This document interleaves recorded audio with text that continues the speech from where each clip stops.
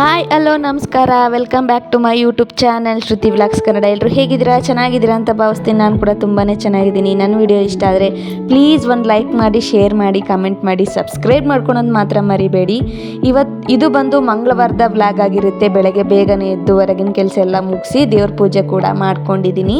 ತುಂಬಾ ಬೇಗನೆ ಮಾಡ್ಕೊಂಡಿದ್ದೆ ಇವತ್ತು. ಪೂಜೆ ಆಗಲಿ, ಹೊರಗಿನ ಕೆಲಸ ಆಗಲಿ, ಫ್ರೆಶ್ ಅಪ್ ಆಗಲಿ ಬೇಗನೆ ಆಗಿ ಎಲ್ಲ ಮುಗಿಸ್ಕೊಂಡು ಈ ಥರ ಪೂಜೆನ ಮಾಡಿದ್ದೆ. ಸಿಂಪಲಾಗಿ ಅಲಂಕಾರ ಮಾಡ್ಕೊಂಡಿದ್ದೀನಿ. ಇವತ್ತು ನಮ್ಮ ಮನೆ ದೇವ್ರ ವಾರ ಆಗಿರೋದ್ರಿಂದ ಸಿಂಪಲಾಗಿ ಅಲಂಕಾರ ಮಾಡಿಕೊಂಡು ಬೇಗನೆ ಎಲ್ಲ ಕೆಲಸನೂ ಮುಗಿಸ್ಕೊಂಡಿದ್ದೀನಿ. ಪೂಜೆ ಕೆಲಸ ಮತ್ತು ಹೊರಗಿನ ಕೆಲಸ. ಪೂಜೆ ಯಾವ ಥರ ಇತ್ತು, ಅಲಂಕಾರ ಯಾವ ಥರ ಇತ್ತು ಅಂತ ಕಮೆಂಟಲ್ಲಿ ತಿಳಿಸಿ, ಓಕೆನಾ? ಮರಿಬೇಡಿ.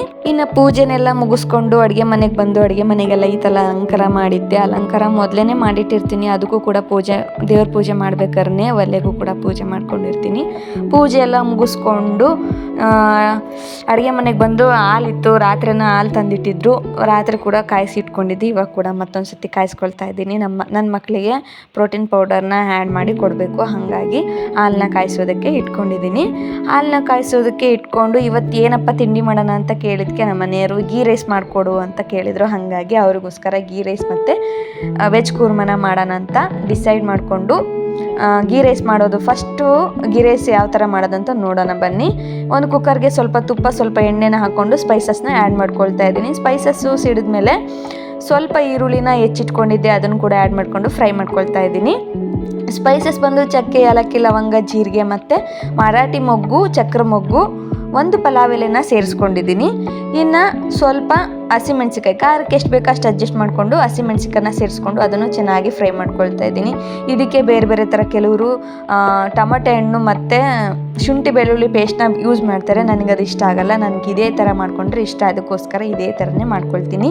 ಇನ್ನು ಅವೆಲ್ಲ ತರಕಾರಿ ಎಲ್ಲ ಫ್ರೈ ಆದಮೇಲೆ, ಅಂದರೆ ಈರುಳ್ಳಿ, ಹಸಿಮೆಣ್ಸಿಕಾಯಿ ಫ್ರೈ ಆದಮೇಲೆ ನೆನೆಸಿರೋಂಥ ಅಕ್ಕಿ 2-3 ಸತಿ ತೊಳೆದು ನೆನೆಸಿರೋಂಥ ಅಕ್ಕಿನ ಆ್ಯಡ್ ಮಾಡ್ಕೊಳ್ತಾ ಇದ್ದೀನಿ. ನಾನು ಒಂದು ಲೋಟದಲ್ಲಿ 1 ಕಪ್ಪಷ್ಟು ಅಕ್ಕಿನ ಆ್ಯಡ್ ಮಾಡ್ಕೊಂಡಿದ್ದೀನಿ. ಅದೇ ಲೋಟದಲ್ಲಿ 1 ಕಪ್ ಹಾಲು, 1 ಕಪ್ ನೀರನ್ನು ಹಾಕಿ ಸೇರಿಸ್ಕೊಂಡಿದ್ದೀನಿ.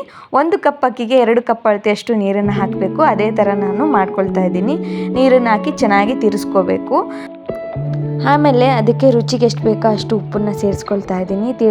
ಸೇರಿಸ್ಕೊಂಡು ಲಾಸ್ಟ್ ಆ್ಯಂಡ್ ಲೀಸ್ಟಲ್ಲಿ ಸಣ್ಣಗೆ ಹೆಚ್ಚಿರೋಂಥ ಕೊತ್ತಂಬರಿ ಸೊಪ್ಪನ್ನು ಸೇರಿಸ್ಕೊಂಡು ಲಿಡ್ನ ಕ್ಲೋಸ್ ಮಾಡಿ 2 ವಿಷಲ್ ಬರ್ಸ್ಕೊಂಡ್ರೆ ಗೀ ರೈಸು ರೆಡಿ ಆಗುತ್ತೆ. ತುಂಬ ಕಡಿಮೆ ಸಮಯದಲ್ಲಿ ಕಡಿಮೆ ಇಂಗ್ರೀಡಿಯೆಂಟ್ಸ್ನ ಬಳಸ್ಕೊಂಡು ಮಾಡೋ ಅಂಥ ಒಂದು ರೆಸಿಪಿ ಅಂತಲೇ ಹೇಳ್ಬೋದು. ಬೇಗನೆ ಆಗೋಗ್ಬಿಡುತ್ತೆ.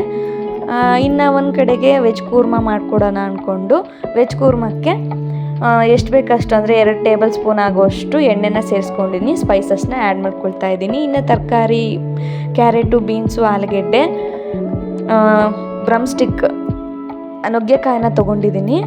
ಎಣ್ಣೆ ಕಾದ್ಮೇಲೆ ಸ್ಪೈಸಸ್ನ ಆ್ಯಡ್ ಮಾಡಿ, ಸ್ಪೈಸಸ್ ಎಲ್ಲ ಸಿಡಿದ್ಮೇಲೆ ಸ್ವಲ್ಪ ಈರುಳ್ಳಿ, ಹಸಿಮೆಣ್ಸಿಕಾಯನ್ನ ಆ್ಯಡ್ ಮಾಡಿ ಅದು ಬ್ರೌನ್ ಕಲರ್ ಬರೋವರೆಗೂ ಚೆನ್ನಾಗಿ ಫ್ರೈ ಮಾಡ್ಕೋಬೇಕು. ಫ್ರೈ ಮಾಡ್ಕೊಂಡಾದ್ಮೇಲೆ ತರಕಾರಿನ ಆ್ಯಡ್ ಮಾಡ್ಕೊಳ್ಬೇಕು.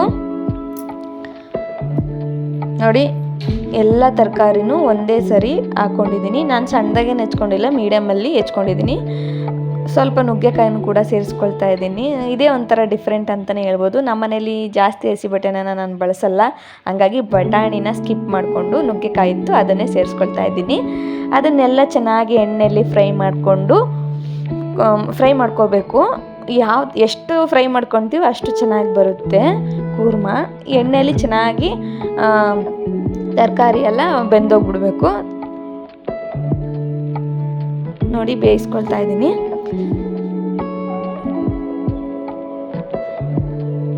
ಅದಕ್ಕೆ ರುಚಿಗೆ ಎಷ್ಟು ಬೇಕೋ ಅಷ್ಟು ಉಪ್ಪನ್ನ ಸೇರಿಸ್ಕೊಳ್ತಾ ಇದ್ದೀನಿ.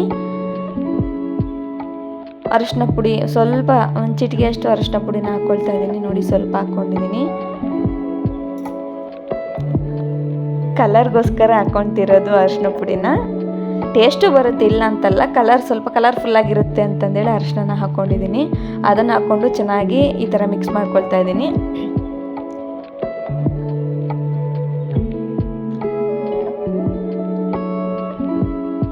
ಚೆನ್ನಾಗಿ ಮಿಕ್ಸ್ ಮಾಡ್ಕೊಂಡು 1.5 ಟೇಬಲ್ ಸ್ಪೂನ್ ಆಗೋಷ್ಟು ಗರಂ ಮಸಾಲ, 1/2 ಟೇಬಲ್ ಸ್ಪೂನ್ ಆಗೋಷ್ಟು ಧನಿಯಾ ಪುಡಿನ ಸೇರಿಸ್ಕೊಳ್ತಾ ಇದ್ದೀನಿ.